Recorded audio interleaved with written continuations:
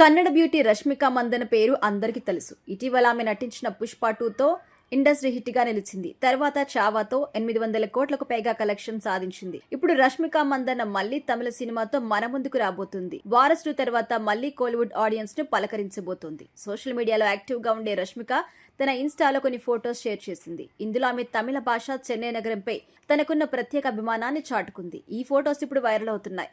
రష్మిక దక్షిణాదిలో దాదాపు అందరి స్టార్ హీరోస్తోనూ నటించింది. ఇక నాగార్జునతో కలిసి దేవదాస్ సినిమాలో యాక్ట్ చేసింది. దీంతో వీరిద్దరి మధ్య మంచి అనుబంధం ఏర్పడింది. ఇది ఇప్పటికీ కొనసాగుతుంది.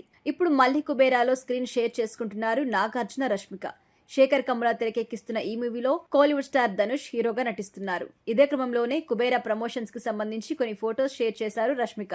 అందులో రష్మిక నాగార్జున పాదాల దగ్గర కూర్చొని ఏదో చర్చిస్తోంది. అలాగే నాగార్జున రష్మిక చేపట్టుకుని ఏదో మాట్లాడుతూ కనిపించారు. చెన్నైలో జరిగిన కుబేరా గ్రాండ్ ఈవెంట్ సందర్భంగా ఈ ఫోటో క్లిక్ అనిపించారు. ఇప్పుడు ఈ ఫోటోకి రష్మిక ప్రత్యేక క్యాప్షన్ ఇచ్చారు. చెన్నైలో కుబేరా సినిమా ప్రమోషన్ స్టార్ట్ చేశాం. నా బాల్యం ఇక్కడే గడిపాను కాబట్టి చెన్నై నా హృదయంలో ప్రత్యేక స్థానం ఉంటుంది. నేనిప్పుడు చాలా సంతోషంగా ఉన్నాను. కుబేరా ప్రమోషన్స్ ఈవెంట్ చాలా అద్భుతంగా జరిగింది. నాన్న ఇక్కడే పనిచేసినందున మేము చెన్నైలో నివసించాం. నేను రస్కిన్ అనే పాఠశాలలో చదువుకున్నా. ఇప్పుడు ఆ పాఠశాల ఉందో లేదో నాకు తెలియదు. తర్వాత మేము కూర్గికి మారిపోయాము. నేను నేర్చుకున్న మొదటి భాష తమిళమని రష్మిక రాసుకొచ్చింది. ప్రస్తుతం ఈ పోస్ట్ వైరల్ గా మారింది. తమిళ భాష చెన్నైని ప్రశంసించినందుకు చాలా మంది కన్నడిగులు రష్మికపై మండిపడుతున్నారు.